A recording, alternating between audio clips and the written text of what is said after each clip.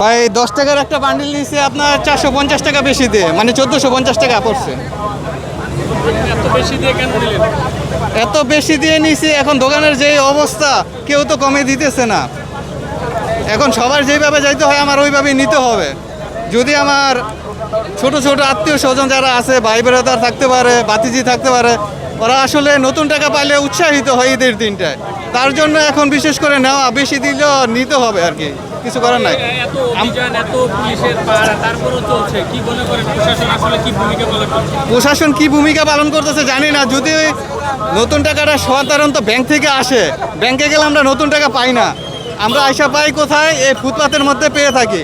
তারপরে পুলিশের চক্ষুর সামনে এগুলো ঘটতেছে, কিন্তু তারা কিছু বলতেছে না। আমাদের তো আর কিছু করার নাই। যদি সরাসরি সবার চোখে দেখেও কিছু বলার না থাকে কারো, আমাদের সাধারণ জনগণ কিছু বলার থাকে না। আইন থাকার পরেও যদি কিছু বলে না বলে, আমাদের তো কিছু বলার থাকে না। শুধু আইন কাদের জন্য মনে করছেন? এখন কিভাবে বলবো ভাই আইন কায়দের জন্য? এখন যদি প্রশ্নটা আমি আপনাকে করি, আপনিও সেম আমার মতো উত্তর দিবেন।